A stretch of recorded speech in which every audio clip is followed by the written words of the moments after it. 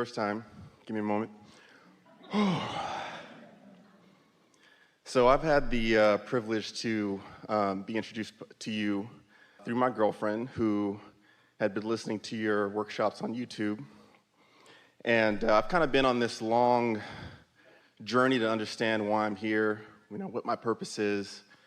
I got involved with network marketing because I had been used to working regular jobs, and so I figured, that industry would be a great way to get financial freedom. And so I had sifted through a lot of different videos on YouTube from different speakers, motivational speakers like, Les Brown and others, and they talk a lot about action. You gotta do it anyway. You gotta. And especially in this industry, network marketing, you're coached to go and commit a lot of action. But your teachings are nowhere in the vicinity of that, which...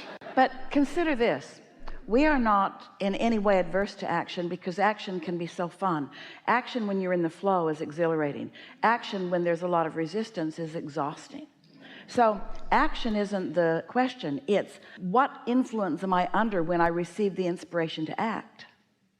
Because if you're acting to fight a dragon or to fight a battle or to overcome adversity, then you're fighting against yourself. You're offering all this action with resistance within you, and then you're tired. But if you're tuned in, tapped in, turned on, and you get an impulse to go somewhere, and you follow that impulse to act, and then you rendezvous with something and you see the benefit of that, entirely different experience. So act all you want, just make sure you're under the influence of source. Because here's the thing about your inner being. Your inner being knows what you want in detail, and your inner being knows where you stand in physical beingness as well as vibrational beingness, in physical proximity to everything that you want. So if you're tuned in and feeling great and following those impulses, you'll have all kinds of rendezvous that people watching you will say, what kind of miraculous life are you living? You get all the breaks. And you could tell them, I don't get all of them, just all I can handle in a day. Yes. And I'm starting to get into more ease with that idea that, my business can be built based on energy and attraction and just relaxing and doing things that make me feel good. We're just going to ask you this one question. We want you all to think about this. How do you feel when someone has the philosophy that action is where it's at? So if I just throw enough mud against the wall, some of it will stick.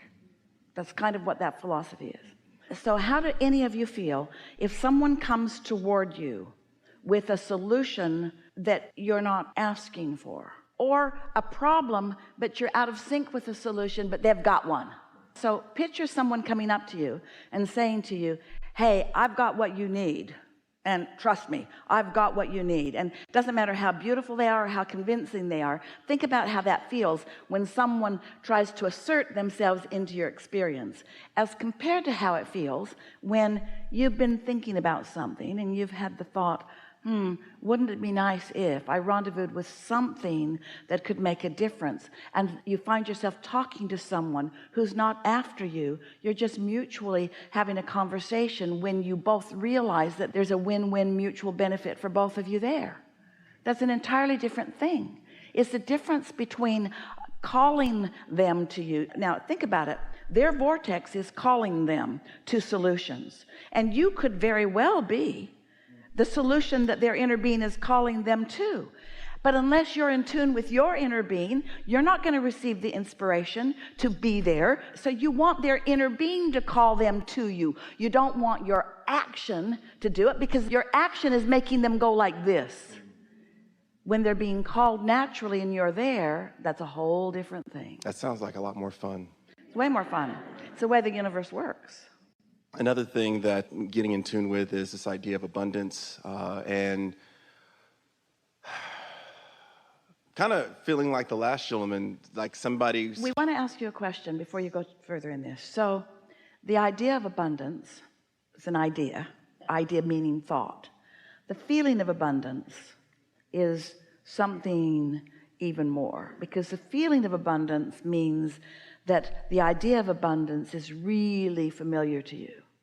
when the idea of abundance is really familiar to you, so the feeling of abundance is chronic within you, now you got this steady thing going on. We just want you to pay a little bit of attention over the next few days about how, when you think about the subject of abundance, whether it feels satisfying or unsatisfying. Because most people, when they talk about the idea of abundance, are not satisfied because they don't have the abundance they want. So they're working against themselves and not even knowing it. But if you take money out of the equation, and instead of putting money in the equation or abundance in the equation is about satisfaction. Esther left yesterday morning. She left San Antonio, and she drove to the airport, and she goes to this park and ride place because they're just lovely people and they handle her bags for her. So she pulls up, and a really nice person pops her tailgate and takes her bags out and puts them on the shuttle bus. Then another nice person gives her a ticket, and they give her a close one because they know her and she's there always, and she asks for that VIP. She's willing to pay the extra for it. And then she gets on the bus and talks to her friend, and they drop her at the airport right where she needs to be dropped at. And then the sky cap knows her, and he just gives her good words, and she gives him good words back. And then she walks inside, and she's saying out loud, I love my life, I love my life, I love my life, I love my life. Appreciation, but satisfaction, satisfaction, satisfaction, satisfaction, satisfaction, satisfaction, satisfaction, satisfaction. And that satisfaction brings lovely co-creation all day long. Lovely experiences, this and this and this and this and this and this and this and this and this and this and this. So many reasons to feel satisfaction. And as you focus upon it, you dovetail with the whole of who you are, and the satisfaction of your inner being reverberates through you, and your point of attraction becomes mighty. The leverage of attraction becomes huge, and the resistance that you might have had otherwise is non-existence. And then one after another, the cooperative components of your desire. And you know, when you think about win-win, a cooperative component for you brings another who is a cooperative component for you, but it also brings you who is a cooperative component for them. Cooperative components cooperate with each other. Only the universe knows who's vibrating what, and more important, who's ready to receive what they're asking for. That's what we mean when we say your inner being knows where you stand vibrationally and physically in proximity to what you want. And if you're tuned in and going with that flow, then you're satisfied, satisfied, satisfied, satisfied, and having the loveliest of experiences without an ulterior motive that somebody else has already decided to block. Because sometimes the very thing that you're offering is exactly what they're looking for, but they don't think they want it. And so you got to sneak up on them. You got to sneak up on them with your joyful being. You've got to let them know what you know. You're offering a whole lot more to them than you could ever define through that one labor. You're offering to them tuned-innedness. You're offering to them joyous life experience. You're offering to them an example of someone who knows how the universe works. You're offering to them everything that they're looking for, all wrapped up in this cooperative component, you see. And so if they knew what you know, they'd be flocking to you. But since they don't, then you can't care. And if you stop trying to overcome what they don't know by seeking their mutuality, by answering all of their objectives, which just makes them dig in harder and object more, and instead you just live happily ever after and radiate who you are, and the law of attraction knows which one of them are ready for you, then maybe action isn't out of the equation, but effort is.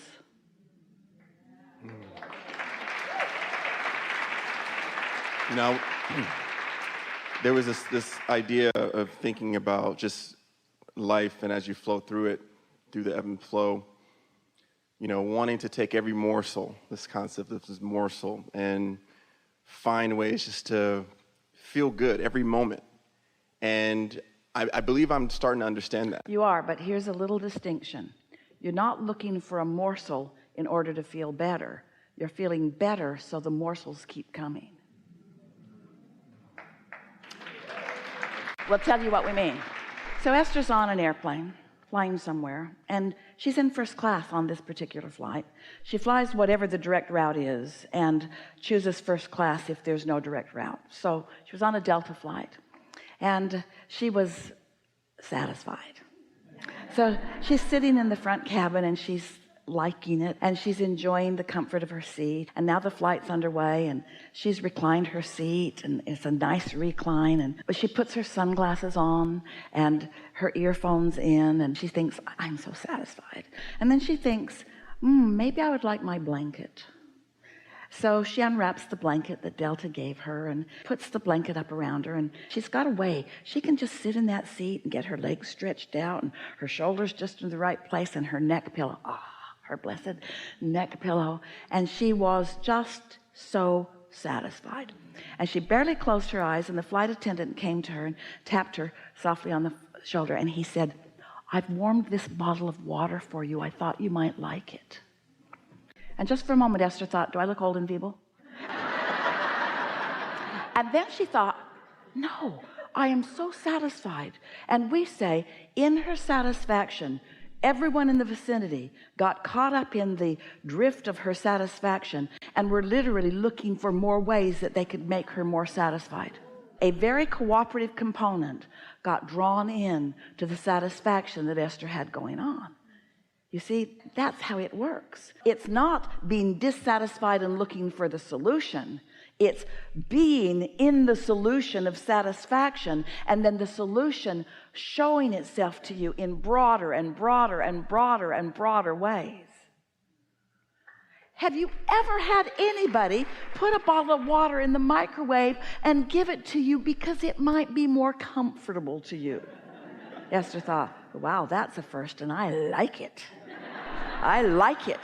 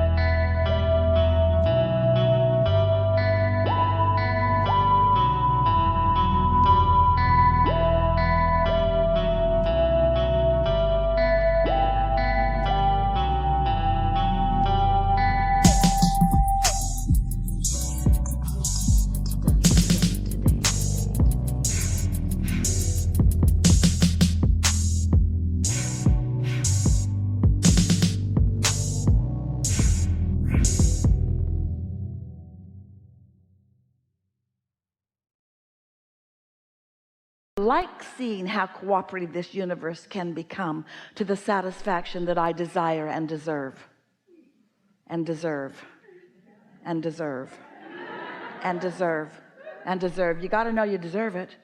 If you've got a belief that you don't deserve it, doesn't matter how much you want it, you'll block it. You'll block it with your guilt. And I've been really working on not beating myself up as much as maybe in the past when I have dissatisfying thoughts like, so let's talk about something here. Let's talk about the distinction. So let's say maybe you've been beating yourself up on some subjects, and you've decided that doesn't feel good and you're not going to do it. So you find the relief of giving that up. Focus for a moment on relief. If you're depressed, it feels like relief to find revenge. If you feel revenge, it feels like relief to only be angry.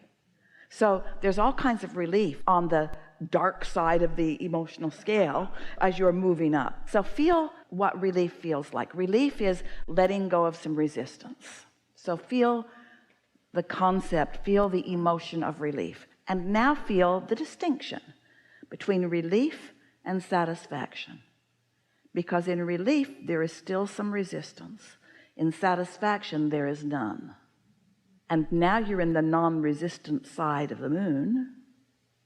Now, with non-resistance, in tune with your inner being, oh boy, now the leverage starts coming, the clarity starts coming, the rendezvous start coming. In other words, your power becomes obvious. You begin to feel who you really are. We like it when you stop beating up on yourself so much, but we are really eager about that being so done that it's not even something that you're talking about. You don't even have to remember when you used to do it, because in satisfaction, none of that resistance is present. We're fine-tuning here, but you're hearing every piece of it. I just wanted to say I was so confident that you were going to call me up here, and this is really surreal. Yeah. There you go. Thank you.